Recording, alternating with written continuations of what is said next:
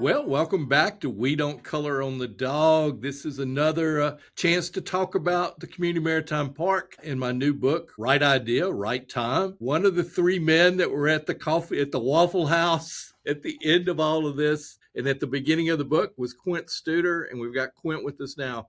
Quint, thank you for doing this. Well, thank you. And thank you for the book. I mean, I've read it numerous times. I've given it to people. Many of course, I tell them to go buy it. And every one of them appreciates, even people not from the area appreciate it, but certainly the people that have lived through it are grateful. And those even that came afterwards find the whole history of this fascinating. So thank you for recapturing the history. And many of the things as I read it, I had forgotten. And some things brought tears, some things brought laughter. Thank you. We've got it available on Amazon. It's also at Bodacious Bookstore. We just dropped off a good set of them there, so they're available there for anybody who wants to get them. Quint, in doing this book, I really wanted to try to set the stage because we see it now. We see the impact of the stadium and of the park, but I felt like we needed to talk about how it all happened, and it wasn't a smooth process in any way, was it, Quint? No, it's a sort of a bits and pieces, and it's sort of as you go along. I don't think it was even clear what we were doing until we got a little deeper into it. Then a whole bunch of coincidental things happened all at the same time that serendipitously came together, which more and more got people, at least on my group, more committed to do this beyond just a baseball stadium, even though a baseball stadium would have been enough for where we were at, but it could do so much more. That's all right. Yeah, the thing that I mean, you and Rishy got into owning a ball team in a backwards way. This independent Southern League team was playing at Pensacola Junior College at the time, right there by the airport. Very, just a couple of bleachers. And through the first season, the whole thing started to fall apart. That the players weren't getting paid, and you and Rishi stepped in. Talk a little bit about that. Well, I was very idealistic. I didn't grow up around minor league baseball. I grew up around Major League Baseball, the Chicago White Sox. I decided the other day the reason I was a White Sox fan is because the Cubs played during the day, and at night I would listen to a transistor radio. So I became a White Sox fan. Right. And plus, we'd go to games certain Sundays with the tavern, Joe Bukovich's tavern down the street. You'd hop on a bus. So I always loved the thought of baseball. I didn't know much about minor league baseball at all, maybe a little bit of Durham Bull stuff, but not really much. And I read, hey, Pensacola's getting a minor league baseball team. Now, I'm so stupid. I didn't know there was a difference between independent and affiliated. I just thought, isn't this excited a minor league baseball team? I was sort of, excited by that. And I remember, again, I was out of town and I read, crowd the first game and so on. So July, I normally took off in July. And so my wife and I and her sister, Jean, and brother-in-law Bill went to this Pensacola Pelican game at Pensacola Junior College. And maybe it was just me, but I used to love Life magazine. They do this pictorials of Americana type stuff. What's Americana? And it seemed like that. We had we were sitting on folding chairs that were out. We were playing the Selma Cloverleafs. It was a fun game, a real good game. It was only seats like 300 people. I don't know how many were there, but it was a fun game. And, it was just a magical time of maybe reliving what things could be, simple and just fun. And so afterwards, the next day I read that the team had been sold. And I looked and said, I know him. He was sitting in front of us. That guy was sitting in front of us. And then I said, I wish I would have known, like, I'm really going to buy this thing. So the next day it came out that the fella backed out. So I called Gordon Paulus and I called him because he seemed to be in the know and asked him if he knew anything about it. And he said, well, yeah, it's owned by a group out of Montgomery. There had been an independent league, I think called the American League. And because a few teams got lost where the Montgomery team was sort of successful in Baton Rouge, but they needed 4 other teams. So the Montgomery guys' idea was they would own the 4 other teams with the thought it'd be profitable. Well, they found out it wasn't profitable, but thought it would be profitable. I sent kind of like a newspaper. Kind of like yeah, a news. yes. If it started a newspaper, or a book's gonna make you a lot of money. People have no idea you get about $1 a book. Anyway, so anyway, I looked up. It was owned by out of Birmingham, and I had Mort O'Sullivan call him, and they were so excited to get a call. I think they probably hung up and just grabbed their hearts that somebody actually called them. And I think the team was about $80,000 in debt. And they basically said, you can have this team if you just take it over and pay off the debt, which probably was a little more because the team had quit paying bills. So it wasn't unusual to be at a baseball game and have somebody come up and say, hey, you owe me money for this, I owe you money for that. And we just paid everybody because we had no record keeping. And so that's sort of how it happened. And then as you write in the book, sort of the first of all, because they're blacktopping Pensacola Junior College. So the first 30 days or so, we're on the road, which is just a big loss. And then I'm all excited. I'm on early TV talking about our opening day, and I get a phone call saying the other team's not going to play because they haven't been paid. So, and then it was a mess of teams dropping out, trying to find a league. So, it's just a whole story of, I guess, when you look at either stubbornness or perseverance, whichever way you want to go. Well, I remember because it is in the book, and actually, Bill Valona did a great book on the Blue Wahoos, and he mentioned this in his book too, is that you're right. That very first home game, you had a fireworks show, you're ready to go. You've done all the big publicity, and all of a sudden the other team isn't going to play unless they get paid. So that's kind of your introduction to little league ball. I mean, minor league ball in an independent league, and you were, the other thing I think people is you and Rishy weren't really that well known in town.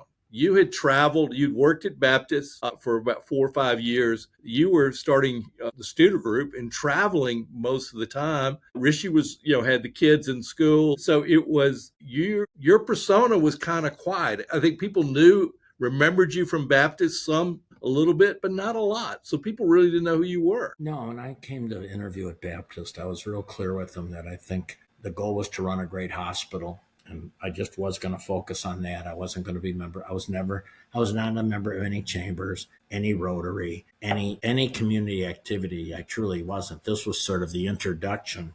But one of the things, the reason I did it though, Rick, is when I was president of Baptist Hospital, the favorite part of my job was the employees and the community. And when you're on the road, like I was, you're a soloist. So you're on the road and you're speaking. Even though you're enjoying your work, you're never feeling part of a team.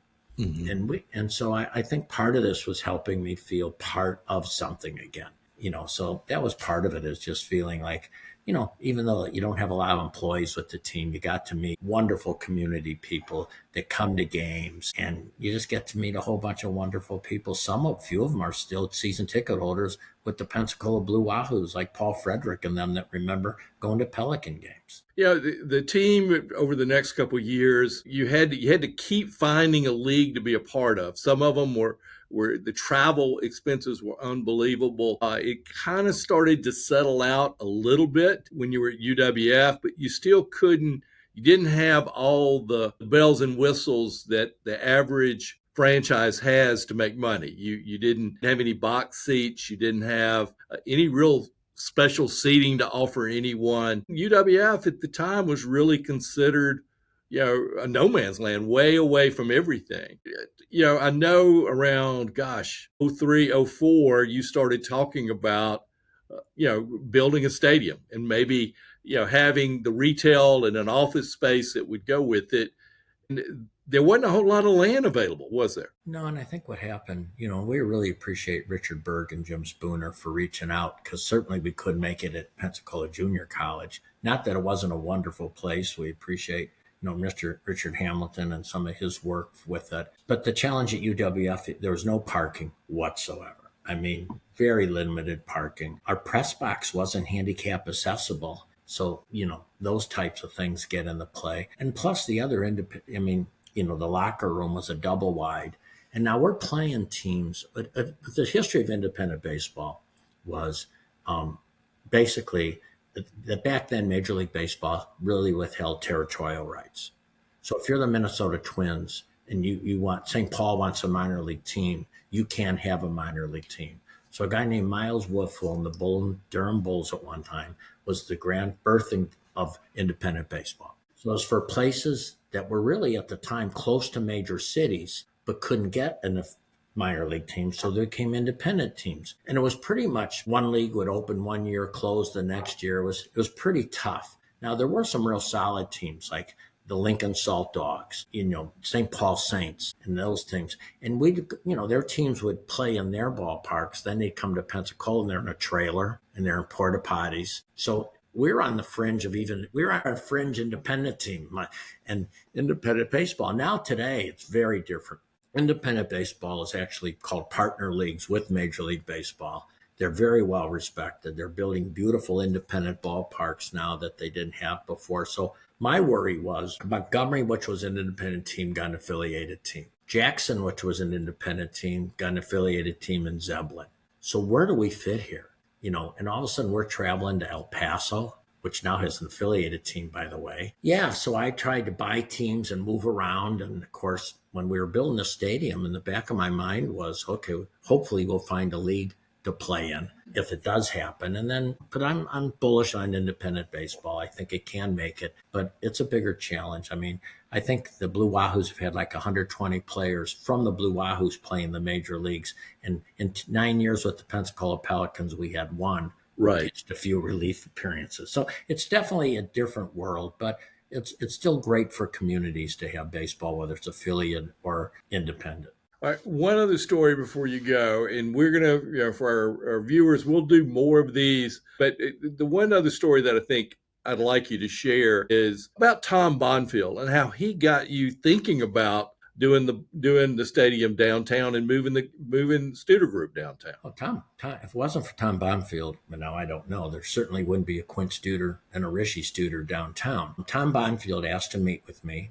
And actually, we had breakfast in a little restaurant right across from what is now the SCI building. Right there. Garden Street Deli. Yeah, and he, out of the blue, just said he's very concerned about Pensacola, that it seems like there's no companies, corporations. He saw Studer Group was growing, and, we were growing. We grew quite quickly.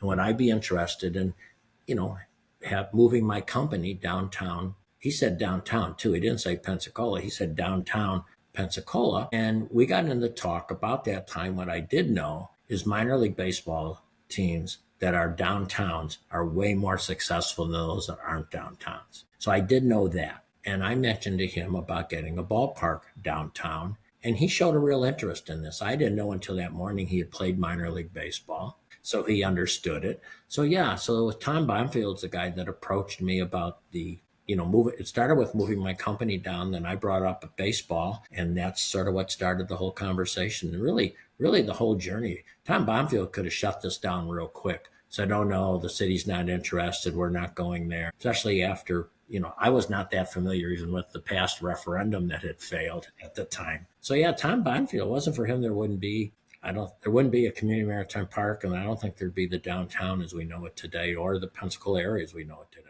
Well, and from that conversation, you started to look closer to downtown. After Hurricane Ivan, there was a real push to try to do something bigger and better. And that's going to be the next episode that we do, to talk about Jack Fetterman getting involved in the Maritime Museum and starting to look at how all these pieces came together. But Quint, thank you so much for doing this. Well, you're welcome. I think there's a few serendipity things happened too. After Hurricane Ivan happened, before Hurricane Ivan happened, actually, to talk to Jim Clifton at Gallup, who had talked to me about healthcare because they were interested in Studer Group and healthcare. And I mentioned what he was up to, and he mentioned he was up to doing work on economic development. And he just mentioned Soul of the City, and that's where he talked about a vibrant downtown.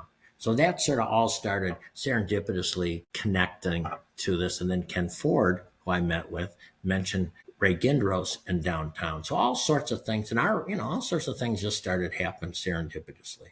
And we had the ballsy plan. Oh, that was it. That's what started it all. We put it all together. Maybe that's what Tom Bonfield read. Maybe that's it. I actually sent him an invoice. He didn't pay it.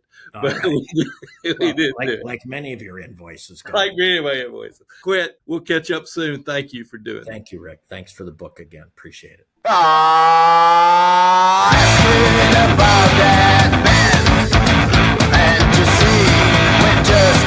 Thanks for watching, and to keep up with what's going on, be sure and subscribe.